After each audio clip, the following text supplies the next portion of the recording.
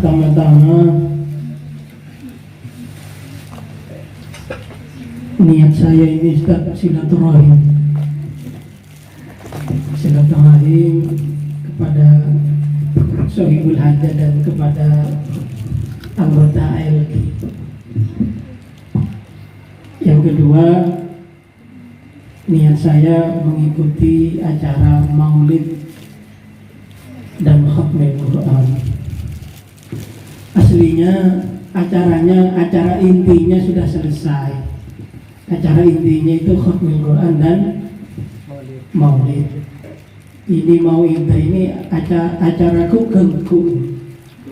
Jadi silakan sambil makan sambil dengerin aja. Itu sambil makan sambil dengerin. Karena acara intinya sudah selesai. Itu. Alhamdulillah. Insya Allah tempat ini penuh dengan berkah. Karena tidak mungkin kita ini merencanakan apapun tanpa diizinkan oleh Allah bisa melaksanakan suatu acara yang luar biasa. Kenapa saya mengatakan acara yang luar biasa? Karena acara ini komplit. Kalau kemarin-kemarin yang saya ikuti itu hanya Maulid Nabi. Tapi di acara ini Khatmul Quran plus Maulid Nabi. Ini pahalanya luar biasa. Nanti sudah dapat pahala, dapat bingkisan lagi. Jadi luar biasa. Sampai kalau menghadiri acara orkes atau biduan gitu, sampean itu maksudnya masih beli karcis, ke dalam sampean haus beli air sendiri, lapar sampean beli makan sendiri. Sampean di sini berangkat dengan tangan kosong, insya Allah pulang nanti dengan membawa bingkisan. Sallu ala Nabi. Hadirin yang saya muliakan, ini karena ini semuanya ini adalah orang-orang akademisi, ya. Baru-baru ini ada sebuah kabar yang mengejutkan sampai Presiden memberikan suatu argumentasi tentang karikatur yang seolah-olah di negara Prancis ini melalui presidennya itu Emmanuel Macron itu melegalkan orang itu menggambar Rasulullah. Mau digambar seperti apa aja boleh. Itu kan orang goblok. Macron itu nggak tahu, dia nggak tahu seperti apa Rasulullah, dia sudah memperbolehkan orang-orang negaranya itu menggambarkan Rasulullah. Padahal kita ini termasuk umat yang tidak pernah melihat Rasulullah, tapi percaya kepada ajaran-ajaran Rasulullah. Rasulullah itu konon wajahnya itu, Rasulullah itu dia itu sifatnya besar. Besar apa? Mahal besar. Besar. Senyum. Besar itu artinya senyum. Tapi Rasulullah itu wajahnya itu, senyumnya itu nggak dibuat-buat. Kalau saya ini kan dibuat-buat senyum, saya senyum. Kelihatan kalau saya senyum.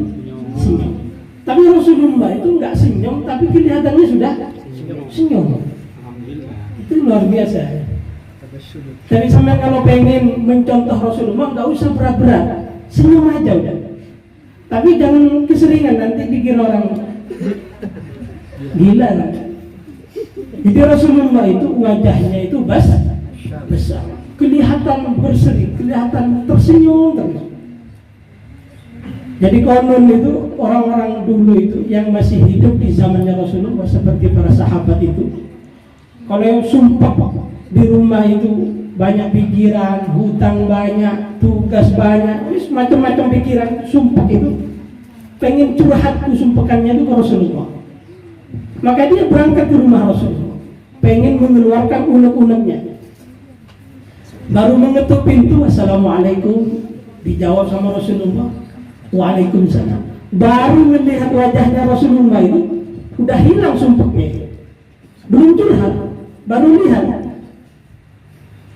Kalau sampean punya masalah kampus, sumpah ingin silaturahim sama Pak Imam Rafiqi, baru lihat wajahnya Pak Imam Rafiqi tambah sumpah dong.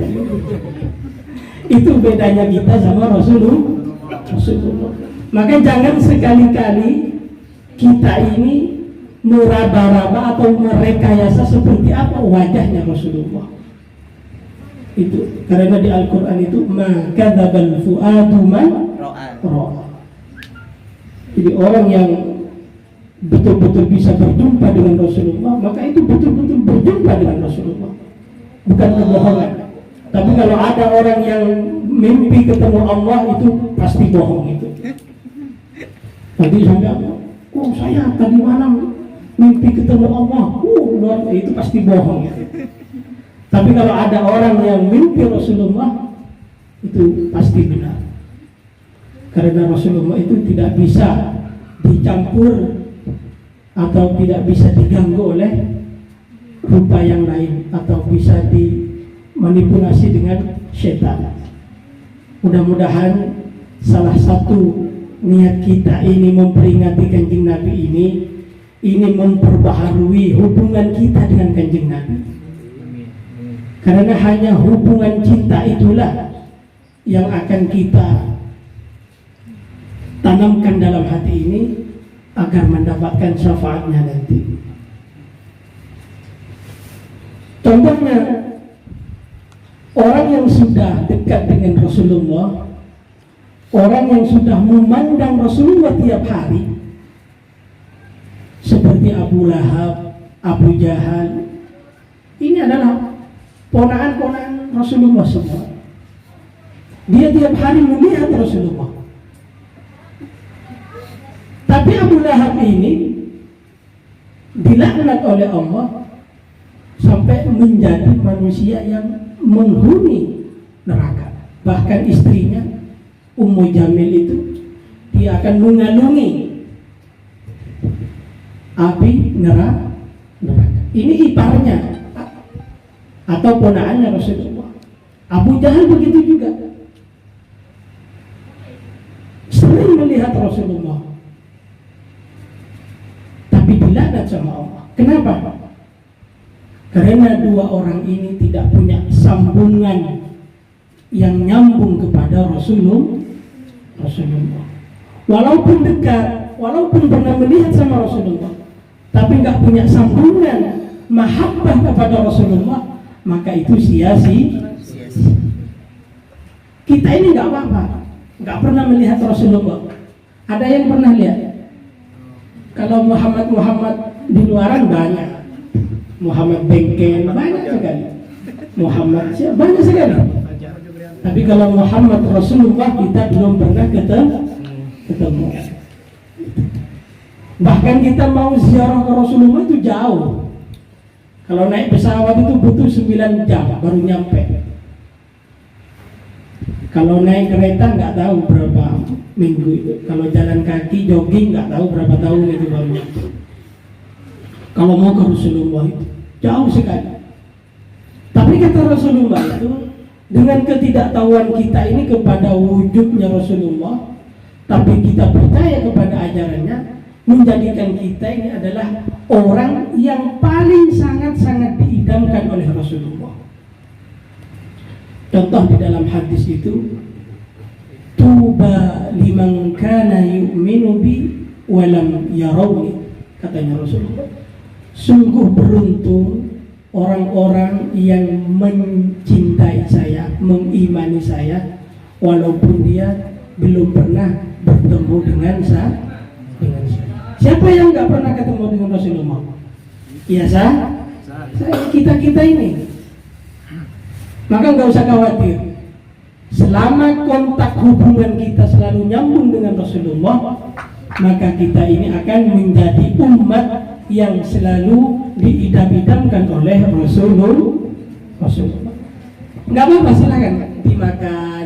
Saya ini dongeng, saya ini dimakan aja, nyantai aja, didengerin ya, nggak didengerin kan apa? Saya ini anggap radio rosak tadi. Oke, hadirin yang saya muliakan, berikutnya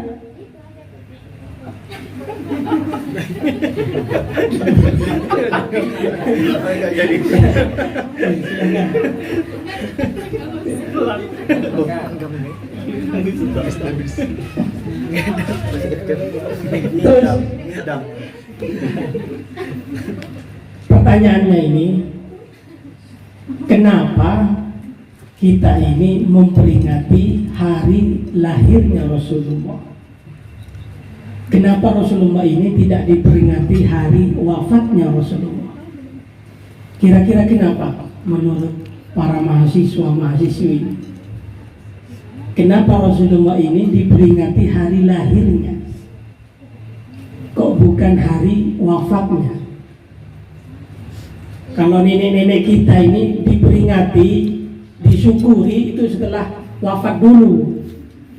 Kalau sampai pengen diperingati, silakan wafat dulu, baru diperingati lo telokna, tok petokna, pak bonona, nyatos, wa alihi wa sahbihi itu. Tapi Rasulullah ini lahir diperingati, Maulid Nabi. Tapi wafatnya Rasulullah nggak diperingati. Kenapa kira-kira? Kita ini presentasi aja, saling jawab aja, biar nggak saya terus. Gimana? Mic-nya kasih. Mic-nya kasih. Biar cair suasana ini, biar nggak tegang. Model diskusi. Nah, ini diskusi panel. Masih semangat saja. Ini mas, kalau mas Salura. Odi Pak. Nama sebutkan jurusan. Sebenarnya Ustadz dalam di Wiraja dan sekarang masih dalam status yang masih kurang ada kejelasan. Dua hukum Islam. Syariah dan hukum. Ini cukup berat dan sulit untuk dijawab. Kalau berat ini aja. Tapi yang jelas kalau kita flashback ke belakang bahwa kenapa Nabi Muhammad itu diperingati, yang diperingatkan adalah hari kelahirannya, bukan hari kematiannya. Dalam konteks ini, secara analogi itu kita dapat melihat bahwa dirayakannya Nabi Muhammad atas kelahirannya itu manifestasikan jiwa-jiwa dan nilai-nilai kebanggaan kita terhadap perubahan suasana baru atas revolusi dunia itu. Dan kalau kita flashback ke belakang dan bahwa kaum peradaban jahiliyah itu secara sejarah sih itu kan bergeser ketika ada sang visioner, yaitu nama baginda besar Muhammad tercantum dan tercatat di sajadah itu. Terima kasih. Kira-kira demikian. Alhamdulillah. Terima kasih. Siapa namanya? Muhammad Fajar. Saya Muhammad Fajar. Miftahul Fajar. Oke, ada yang lain? Ada yang lain? Silakan, yang putri. Nah, mahasiswa harus berani semua akademik banget. Manifestasi, sampean tahu artinya manifestasi. Ya, itulah bedanya sarjana dengan sarjana landu itu ya itu. Ya, oh silakan. Itu artinya Rasulullah ini diperingati hari lahirnya itu karena Rasulullah itu sudah diyakini bahwa sejak dia itu diciptakan secara nur Muhammad sampai wujud manusia, dia itu akan menjadi manusia yang mulia, yang terbaik.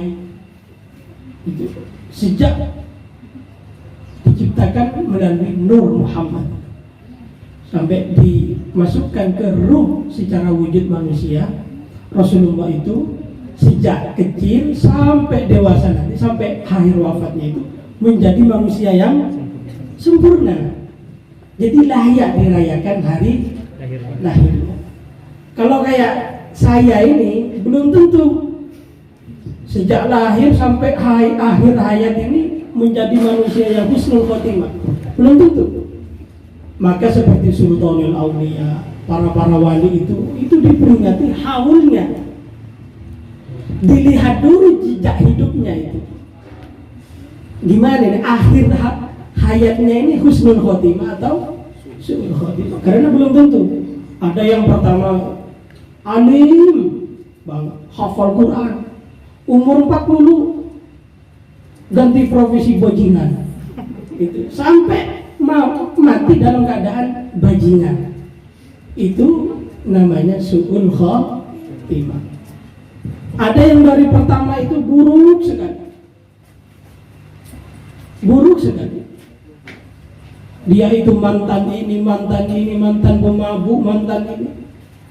Tapi di akhir hayatnya itu dia merubah menjadi orang yang baik, maka dia itu wafat secara husnul khotimah. Artinya manusia biasa seperti kita ini belum tahu seperti apa perjalanan hidup kita ini. Apakah menjadi orang yang baik atau yang tidak baik. Maka ditunggu dulu kalau mau diperingati itu.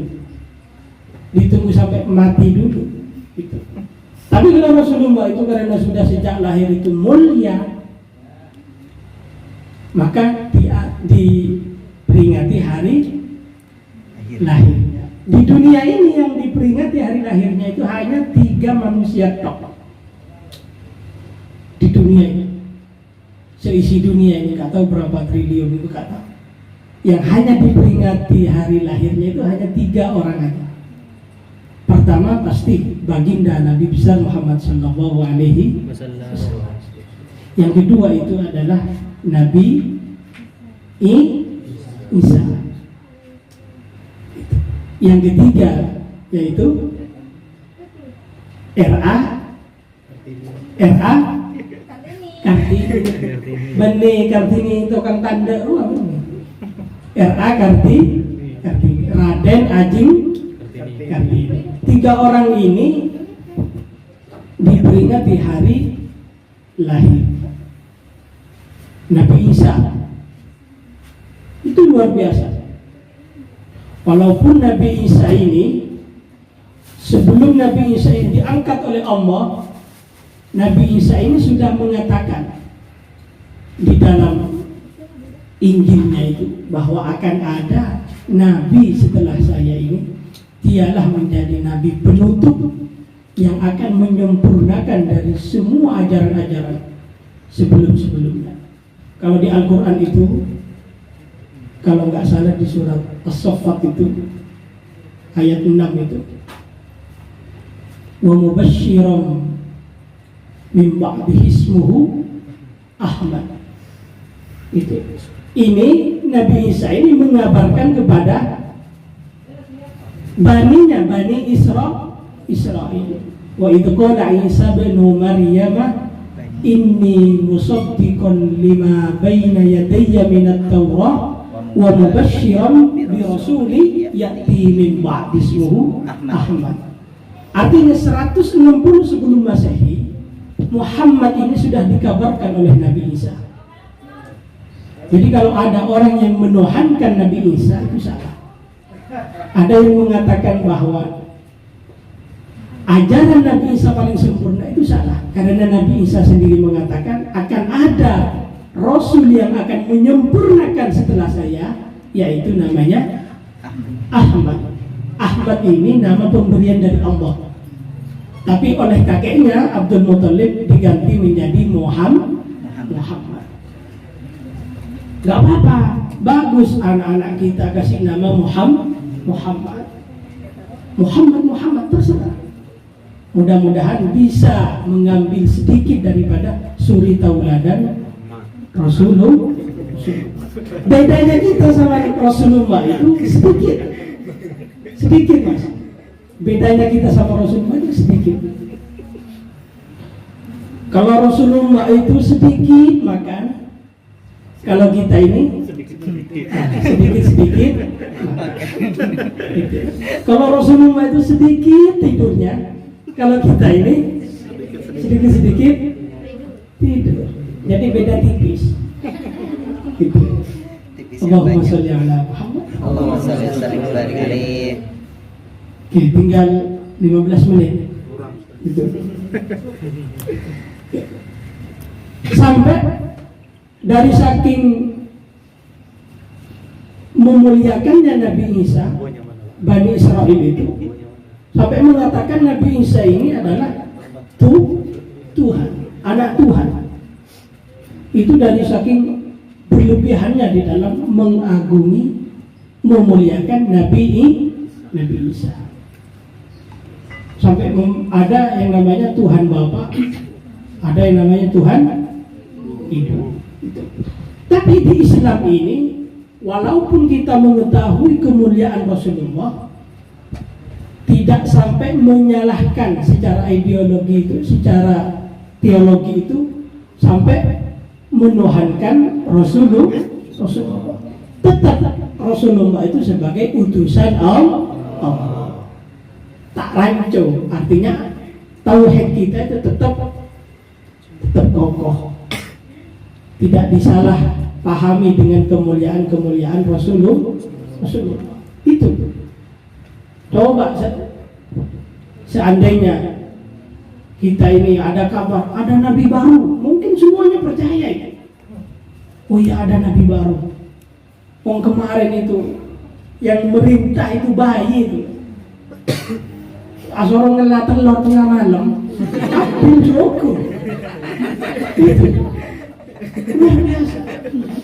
Karena memang mas, Indonesia ini secara gennya ini, orangnya itu paling suka percaya kepada mistis.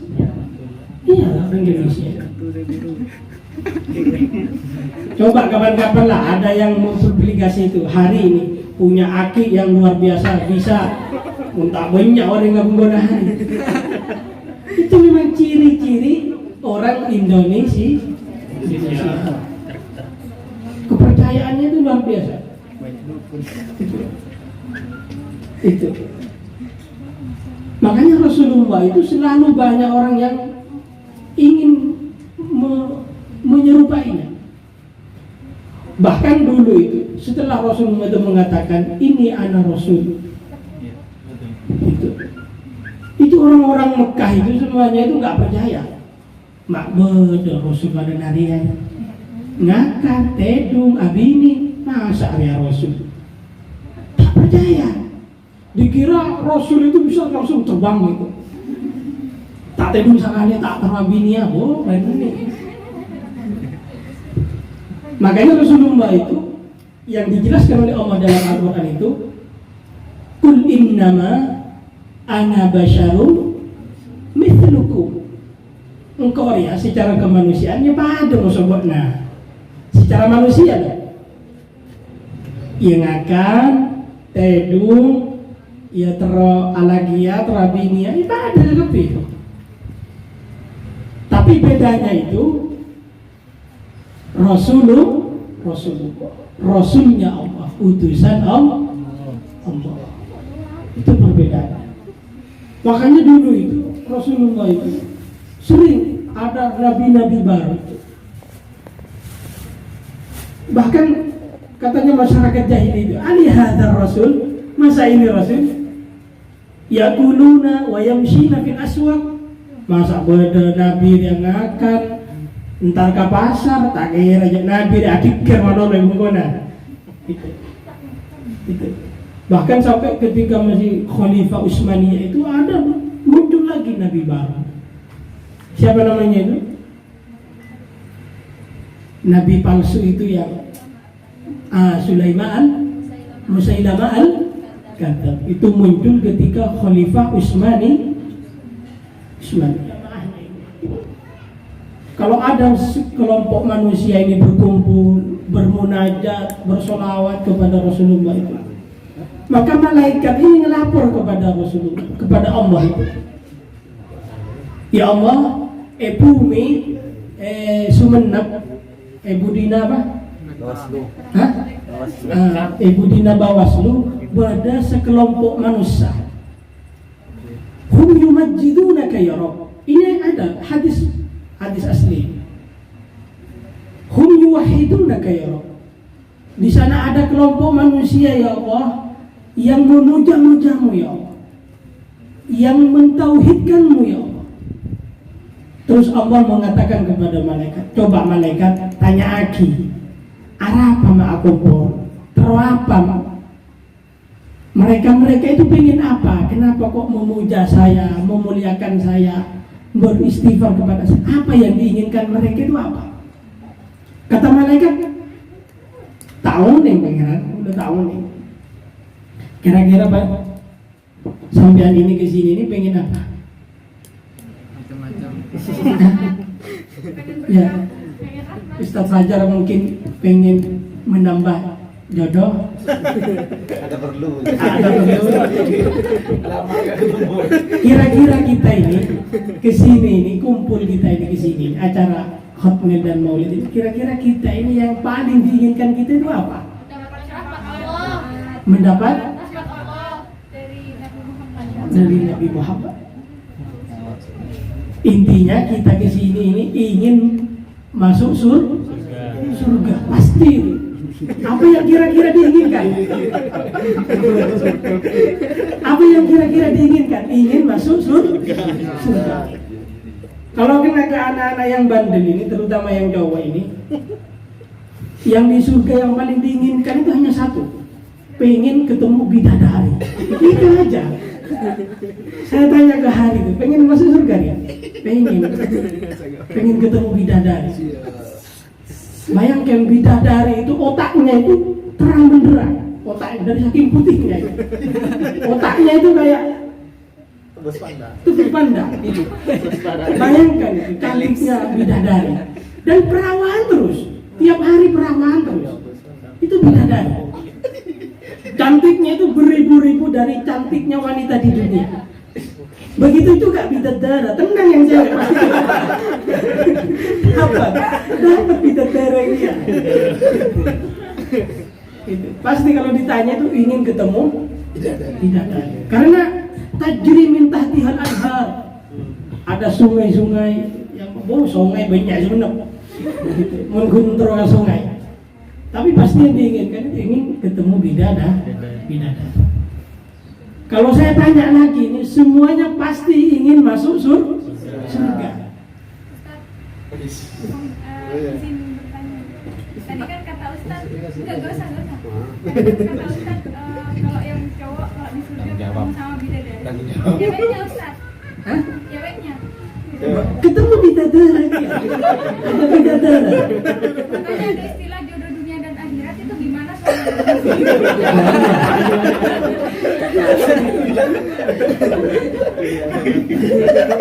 Jadi seperti ini. Ini sebenarnya kan analogi saja.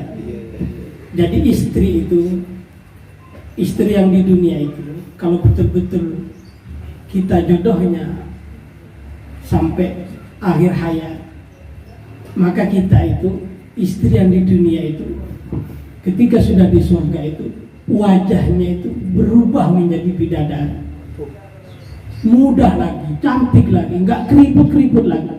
Pokoknya cantiknya istri kita yang di dunia itu, setelah nyampe di surga itu, cantiknya itu menyerupai bidadari. Glowing.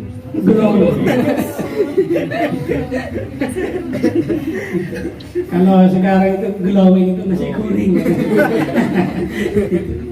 itu. Jadi tenang aja, kita ini pasti ketemu dengan jodoh kita di surga. Yang perempuan begitu juga, pasti ketemu nanti sama jodohnya.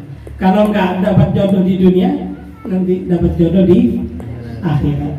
Pastinya nggak mungkin sendirian. Itu. Di surga itu nggak ada orang galau. Orang cemburu gak ada. Nggak ada. Di surga itu, meskipun saya nggak pernah masuk surga, di surga itu hanya orang itu bisa kalau adrem itu apa? Bersendawa. Itu cuma di surga. Tangi, di surga itu betulan ya. Sampai tak kasih bocoran sama saya. Tak kasih bocoran sedikit. Itu. Jadi di surga itu nggak ada orang ngantuk, nggak ada mikirin bisnis, nggak ada. Semua kerutan di dunia itu sudah diberesin di dunia. Di surga tinggal nikmat. Itu. Bahkan ini biar sampean punya semangat untuk beristri atau bersuami. Ya. Di surga itu nanti semangatnya laki-laki suami dan istri itu dalam bersenggama itu dilipat gandakan sama Allah di surga itu. Kalau sampai di dunia ini masih butuh tukang, butuh penguat masih. Tapi kalau di surga sama Allah dilipat gandakan kekuatannya. Betul ini. Pokoknya kalau bohong nanti panggil saya di surga. Katanya Ustaz Edi itu gitu. Saya nanti yang komplain sama malaikat. Pokoknya gampang. Ya. Ya. Lah kita menginginkan surga. Tapi apakah kita tahu seperti apa surga itu? Apakah kita merasakan nikmatnya surga? Apakah kita pernah masuk ke surga? Kalau kita nggak pernah merasakan, nggak pernah masuk, kenapa kok kita menginginkan surga? Pada hari, tak tahu mana apinya, tapi lah membayangkan apinya. Itu kan membayangkan. Surga itu mala ainun ra'at wala udunun sami'at wala qatara ala qalbil basar. Surga itu enggak sama dengan apa yang kita lihat di dunia. Seindah apapun di dunia itu enggak sama.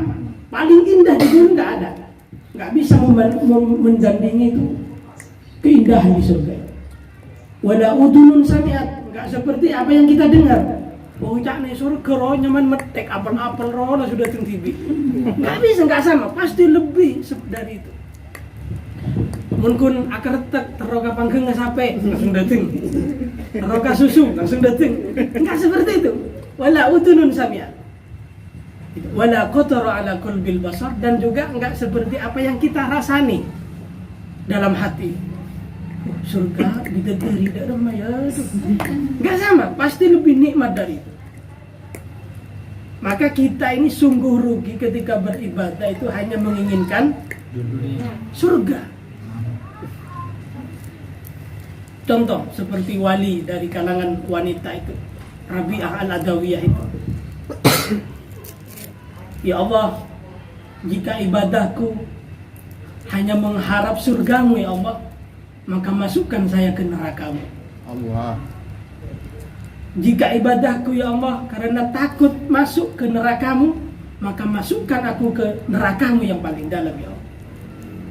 Tapi saya ibadah kepadamu ya Allah karena cinta kepadamu ya Allah. Cinta inilah mahabbah yang akan mendapatkan semua kenikmatan dari Allah. Allah. Kalau saya dengan sampean ini sudah cinta sama Allah, maka Allah nggak tega masukkan kita ini ke neraka. Pasti tuh eman. Sudah cinta masa mau dimasukkan ke neraka? Pasti dimasukkan ke surga. Tenang, semuanya ini pasti masuk surga. Kalau ada yang nggak masuk, telepon saya aja. Ada anggota LQ 1 yang tercangkein neraka. Nanti saya sama Pak Rofiq sebagai pembina, saya nanti WA malaikat itu. Itu insya Allah dengan perkumpulan ini yang kita inginkan, yang paling kita inginkan itu adalah surga. Kira-kira yang paling kita nggak diinginkan apa? Neraka? Pasti. Siapa yang pengen masuk neraka? Nggak ada. Yang paling ditakuti itu neraka. Saya juga heran kenapa kok takut. Apa sudah ada yang pernah ngerasain panasnya neraka? Gambaran. Digambar itu. Digambar. Itu api yang paling panas di dunia. Itu nggak ada apa-apanya. Itu masih bunganya api neraka. Sampai nanti taniker itu kalau sampai cemplungkan di neraka itu, maka taniker itu mau nyampe ke dasar neraka itu butuh 600 tahun. Kalau tahun di dunia, satu hari di akhirat itu 1000 tahun di dunia. Untuk Pak butuh 600 tahun secara hitungan dunia. Purda Pak di sana. Itu. Untuk tahu di sana nyoba nanti. Dan memang Rasulullah itu menuntun kita memang agar terhindar dari siksa neraka. Karena tidak semua orang yang selamat itu lepas dari siksaan neraka. Makanya dalam doa itu Rabbana atina fid dunya hasanah wa fil akhirati hasanah wa qina adzabannar. Jadi meskipun orang itu masuk surga, tapi tak semuanya orang yang masuk surga itu selamat dari siksa neraka. Maka disebutkan sama Rasulullah itu wa qina adzabannar. Ya Allah, jauhkan saya dari neraka. Jangan main-main kan neraka. Iya, itu yang kita takuti. Kita takut, tapi nggak pernah merasakan. Begitu juga neraka. Mala ainun ra'at, wala udhunun sami'at, wala qatara ala qalbin basar. Jadi panasnya neraka itu nggak seperti apa yang ada panasnya di dunia. Nggak ada yang bisa nandingi. Maka kata Allah, terus gimana ya Allah? Di sana itu kelompok yang berkumpul ini niatnya itu bermacam-macam ya Allah. Ada yang cuma di sini, ini ada yang... Terus Allah mengatakan, humul qaum la yasqa jalisuhum. Engkau tak ngabas niat datang setong. Tapi engkau seyabas adalah kumpulan. Masuk kepin. Oleh pahala. Meskipun berbeda-beda, niatnya berbeda. Anak-anak gini ya, naruh kumpul sakit ya, masuk surga ya, lagi untuk ya. Itu dahsyatnya orang yang berkumpul. Maka saya minta kegiatan seperti ini jangan sampai mandek hanya sekarang. Ya, ALG terutama ALG ini kegiatan khutmil Qur'annya terus kita bergantian di mana saja. Ini nomor 100 ini, ini jajan-jajan ini. Yang penting kumpulnya, murojaahnya, hafalannya. Tergantung pembina, Ustaz. Tergantung pembina. Mohon ini dibina betul, jangan dibinasakan. Dibina betul ya. Ini ALQ ini terutama kita sama-sama ingin memperbaiki hafalan. Sedikit demi sedikit. Saya juga saya target itu 1 minggu, saya gimana caranya 1/4 itu kembali lagi ke saya. Itu dari saking sedikitnya saya. 1/4 lembar itu 1 minggu saya harus kuasai. Setelah saya kuasai, saya praktekkan ketika hafalan. Bukan saya riak, saya mengembalikan hafalan saya. Karena saya lupa, lalai.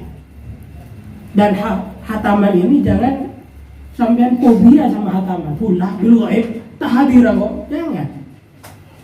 Kita ini mencoba berlatih untuk mengembalikan hafalan yang sudah hilang. Itu ya, yang perempuan yang sudah murojaah atau yang masih mau mulai, yang laki-laki ini jangan berhenti di sini kegiatan seperti ini. Terus saya minta ke Pak Rofiki, saya juga itu biar saya ini mendapatkan juga manfaatnya, barokahnya. Meskipun saya ini bukan apa-apa, tapi saya ini ingin bergaul, ingin berteman dengan sampean. Itu niat saya, ingin menitipkan diri.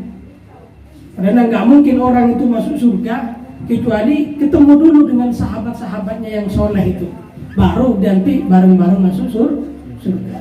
Nggak ada yang langsung masuk surga sendiri, nggak ada. Di Al-Quran itu fadkhuli fi ibadi wadkhuli jannati. Bana masuk lu ke orang-orang hamba-hamba engkau si soleh jadi, si ibadah aku, si ahli Quran, masuk lu ke kelompok jadi ya. Guru bareng-bareng masuk surga. Mau masuk sendiri, amal apa yang kita andalkan?